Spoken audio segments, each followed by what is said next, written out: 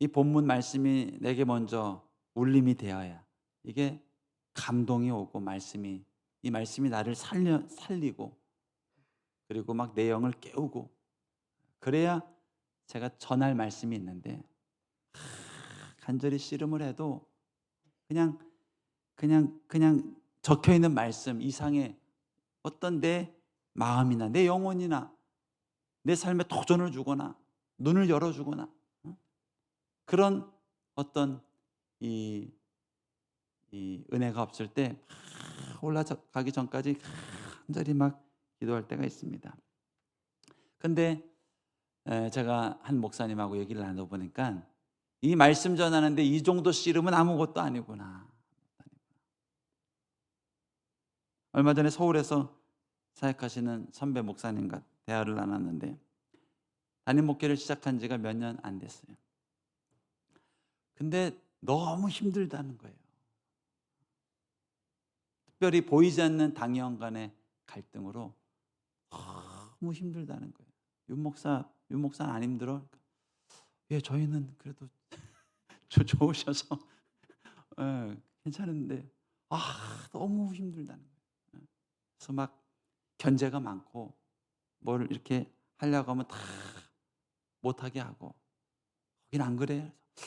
저희는 다 이렇게 하면 좋아하시고 뭐 이렇게 프로그램 해도 근데 더 좋다고 얘기는 못 하겠더라고요. 상처받으실까 봐. 좀 힘드시겠네요.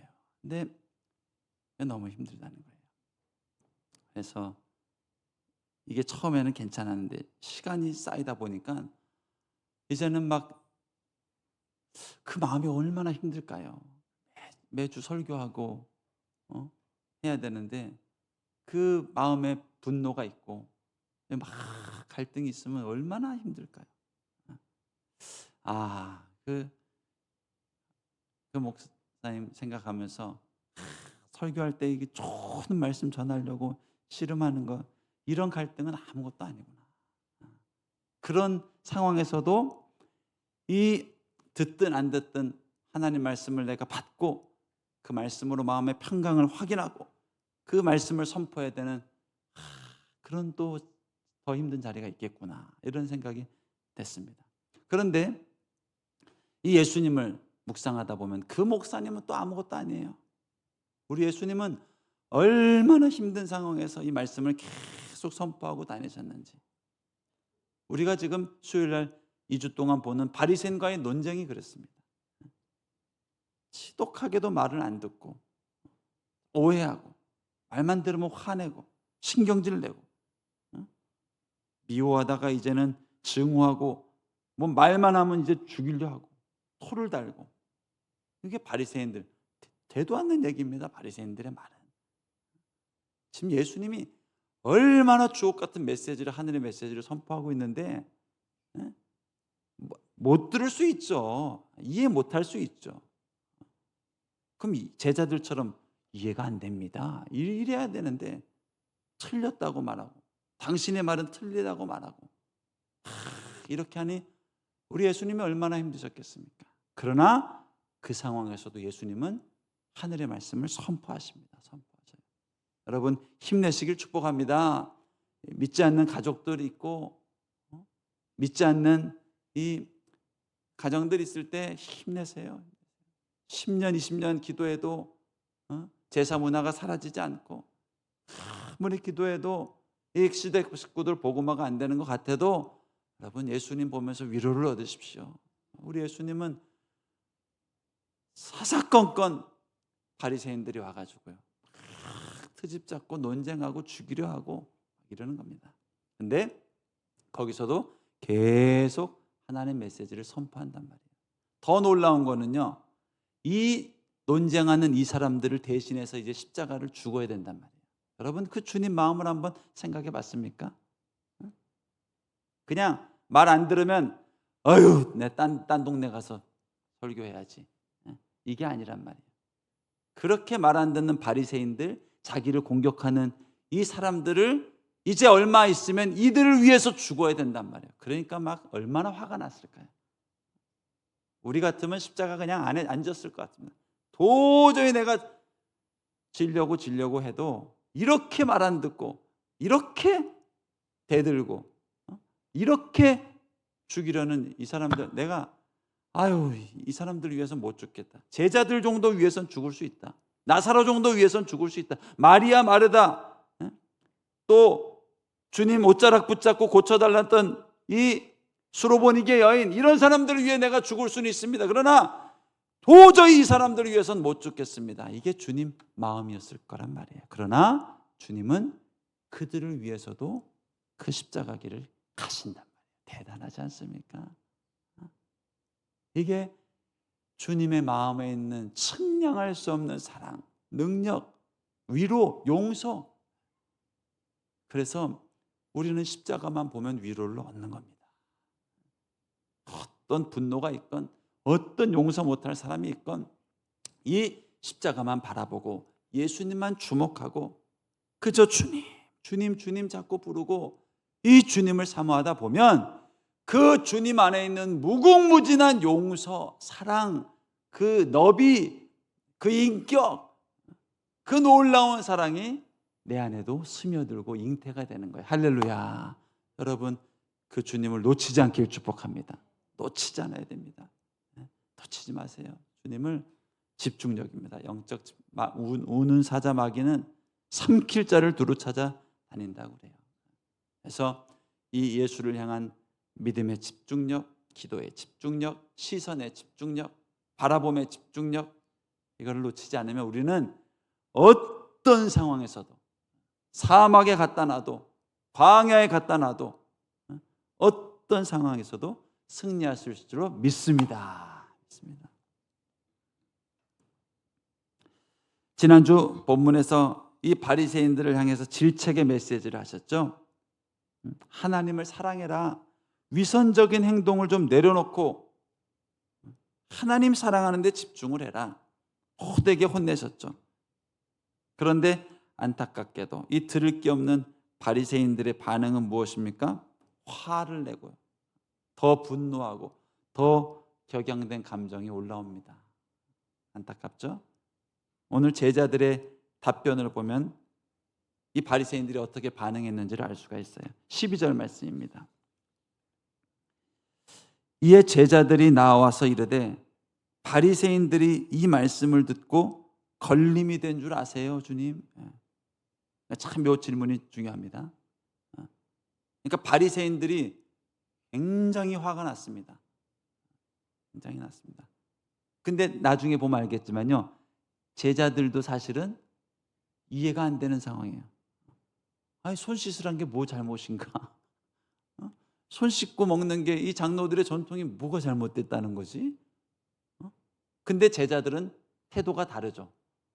잘 모르겠어요. 저희도 이런 태도고요. 바리새인들은 오히려 화를 내고 분노하는 거예요. 그 정도 주님 말씀을 들으면 주님이 얼마나 온화한 분이십니까? 주님 절대로 화내는 분 아닙니다. 주님이 화냈으니 나도 화낸다 하고 화내는 걸 합리화하는 목사님들이 계시고 성도들 혼내는 걸 합리화하는 목사님들 계신데, 주님이 이 시대에 오셔서 목회하셨으면 아무 화낼 일 없습니다. 당시 상황은 지금 목회보다 100만 배 힘든 상황에서 도저히 안 들으니까 이렇게라도 돌아오라고 사랑하는 마음으로 화를 내신 거예요. 그렇게까지 얘기했으면 이제 들려야 되거든요. 이게 내가 잘못 생각했구나. 그렇지. 이게 와야 되는데 오히려 미워하고 더 증오하고. 여러분, 이런 영에 사로잡히지 않길 축복합니다. 이 어둠, 이 미움에 사로잡히지 않길 바랍니다. 그러면서 그 바리새인들 모습을 보고 제자들이 와서 이르는 거예요. 바리새인들 회개 하나도 안 됐습니다. 주님 더 증오하고 더 불편해합니다 라고 얘기를 하고 있는 거예요. 그러자 주님의 반응이 뭘까요? 냅둬라. 놔둬라. 더 말해봐야 이제 입만 아프다. 그리고 하시는 말씀이 13절 14절 말씀입니다. 예수께서 대답하여 이르시되 심은 것마다 내 하늘 아버지께서 심으시지 않은 것은 뽑힐 것이니 그냥 두라. 그냥 두라. 그들은 맹인이 되어 맹인을 인도하는 자와 같은 거다. 만일 맹인이 맹인을 인도하면 둘이 다 구덩이에 빠지리라. 이렇게 주님이 한 템포 탁 죽이는 게 느껴지세요? 쏟아내다가 그냥 둬라. 그냥 놔둬라. 이렇게 하는 거예요. 주님은요, 참 보면은 분노에 사로잡히질 않습니다. 화에 사로잡히질 않습니다. 분노를 이렇게 쏟아내지만 분노의 감정에 사로잡히질 않아요. 지금 이쯤 되면 저들이 화를 냈습니다. 예수님 말 듣고 화를 냈습니다 하면 이제 주님 뚜껑이 열려야 되는 상황입니다. 다 불러와, 다 불러와. 내 불로 그냥 이 자리에서 심판하리라. 근데 냅둬라. 인간 예수의 말로, 이 땅에 온 아직 육신의 예수의 말로는 한계가 있다. 한 템포 죽이는 그런 모습으로 말씀하시죠. 그런데 마지막에 이제 주신 말씀을 좀 묵상해 봅니다. 저들의 삶은 맹인이 맹인을 인도하는 것과 같다. 맹인이 맹인을 인도하는 것과 같다. 이 뼈 있는 말씀이에요. 내가 저 사람들이 와서 가르치고 유대인들 가르치고 회당에 불러서 가르치고 하는 거 보니까 소경이 소경 인도하는 것과 다를 바가 없다. 본인들 마음에는 어떤 평안함도 없으면서 평안을 말하고, 본인들 마음에서는 어떤 자유함도 없으면서 자유를 말하고, 그 마음에, 바리새인들 마음에, 여러분 율법으로만 살고 하나님의 평강이 없는 사람들 마음에 뭐가 있겠습니까? 분노, 신경질, 짜증, 이런 게 막 교회 다닐 때도 그런 거 경험할 때가 종종 있죠. 판단이 자꾸 되고, 이건 왜 이런가? 이거는 왜 그런가? 이거 왜 이렇게 하나? 이런 판단이 될 때가 있죠. 딱 바리새인들이 그런 상태입니다. 짜증나고 신경질 하나하나 눈에 다 걸리고, 손 안 씻으면 안 씻어서 걸리고, 손 더러우면 더러워서 걸리고, 그걸로 제사하면 그걸로 제사해서 걸리고, 예민하고 신경질 나고, 그러면서 가르치니 주님 보시기에는 자기들 마음에는 평안도 없고 복음도 없고 천국도 없으면서 이 가르치는 모습이 맹인이 맹인 인도하는 것 같다라고 얘기하는 거예요. 근데 우리도 종종 그럴 때가 있죠. 내 분노를 다스리지 못하면서 가르치려 할 때가 있고, 또 내 마음엔 평안이 없으면서 평안하라 가르칠 때가 있고, 이 종교 지도자들 끊임없이 지적질하고 끊임없이 판단하고, 여러분 사실 지적질하고 판단하는 사람 마음이 지옥이나 다름없습니다. 약간 이 바리새인들, 이 복음서에서 나오는 바리새인들을 보면 분노 조절 장애를 갖고 있는 사람들처럼 보입니다. 그게 얼마나 오랫동안 계속됐는지, 신경질 나고 화나고 습관처럼 분노하고, 예수님이 무슨 말씀을 하셨길래 분노하고. 이 본문의 바리새인들을 보면 분노 조절 장애가 있어 보일 정도죠. 어디서부터 이게 잘못된 건가?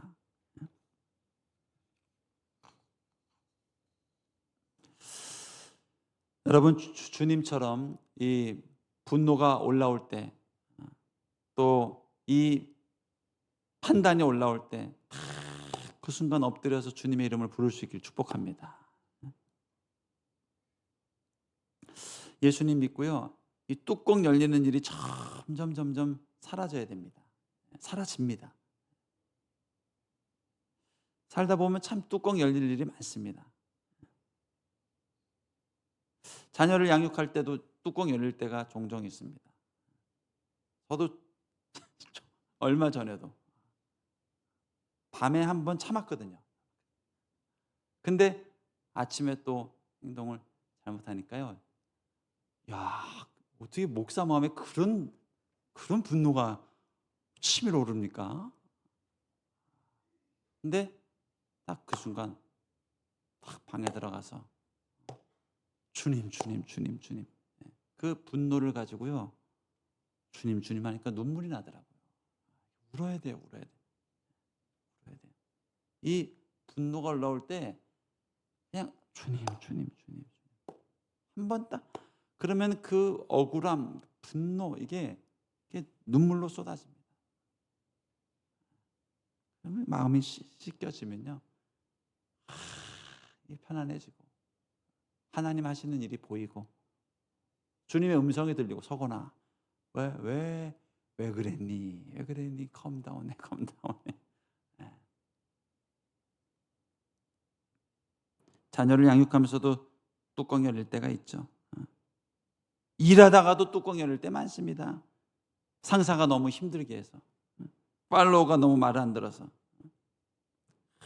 그때 화장실 가서 주님 주님 주님. 예전에 저희 심호하던 교회 담임 목사님이 그 감정을 표현하려고 그렇게 올라올 때 하면서 욕을 한번 딱 한 적이 있어요. 이거 하지 말고 주님 하고 눈물이 나와야 돼요. 그래서 너무 억울하고 너무 신경질 나고 너무 분노가 올라올 때 주님 하면서 눈물이 툭 쏟아지거든요.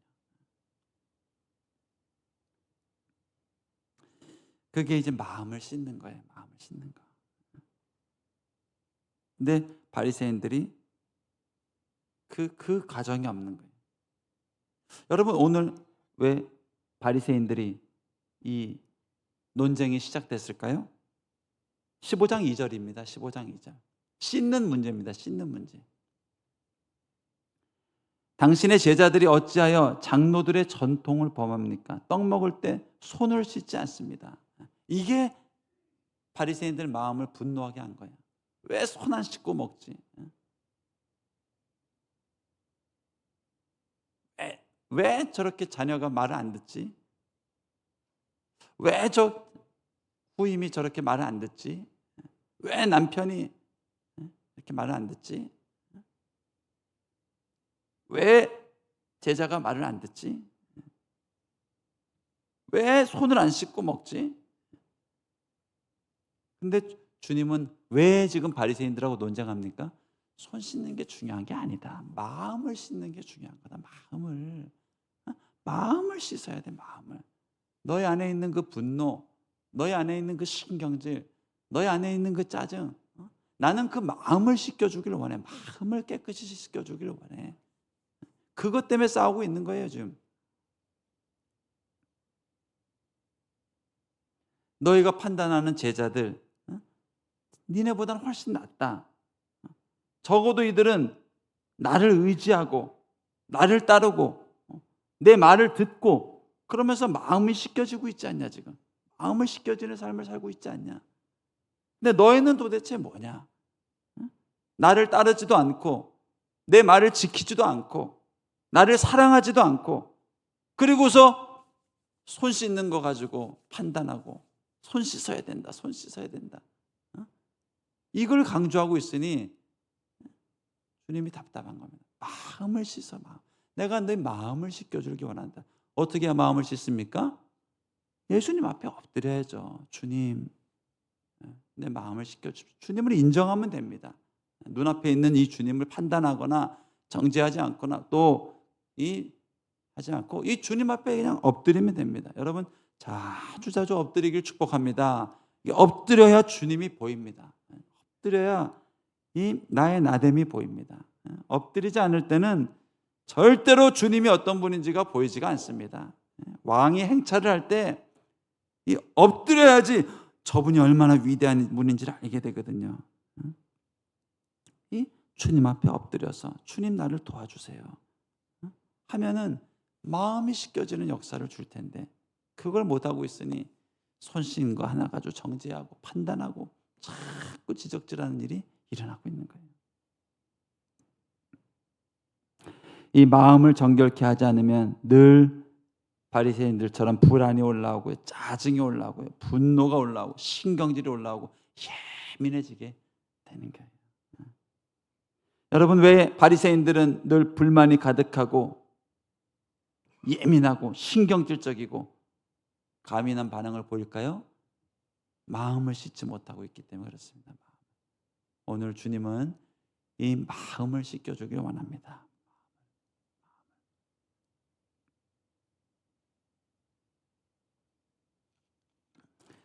그 뒤에 말씀 좀 볼까요?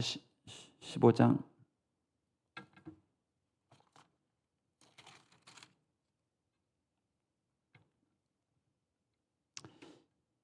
15절 말씀 한번 볼까요? 15장 15절. 베드로가 대답하여 이르되 이 비유를 우리에게 설명하여 주옵소서. 예수께서 이르시되 너희도 아직까지 깨달음이 없느냐? 입으로 들어가는 모든 것은 배로 들어가서 뒤로 내버려지는 줄 알지 못하느냐? 입에서 나오는 것들은 마음에서 나오느니 이것이 사람을 더럽게 하느니라. 마음에서 나오는 것은 악한 생각과 살인과 간음과 음란과 도둑질과 거짓 증언과 비방과 이것뿐이겠습니까? 염려와 근심과 두려움과 분노와 모든 것이 여기서 나오니 이런 것들이 사람을 더럽게 하는 것이요 씻지 않은 손으로 먹는 것이 사람을 더럽게 하는 게 아니니라. 결론, 마음을 씻는 것이 중요하다. 나는 너희의 마음을 씻어주길 원한다. 여러분, 오늘도 이 주님의 이름을 부르면서 마음이 깨끗하게 될 수 있길 축복합니다. 주님 부르고 주님 앞에 엎드리면 우리의 마음이 청결해지면 다시 세상이 달리 보이고 다시 사람들이 달리 보이고 다시 이 나라 민족이 달리 보이게 되는 거예요. 여러분, 이 깨끗한 정결한 마음 경험하는 이 저녁 될 수 있길 축복합니다. 우리 함께 기도하겠습니다.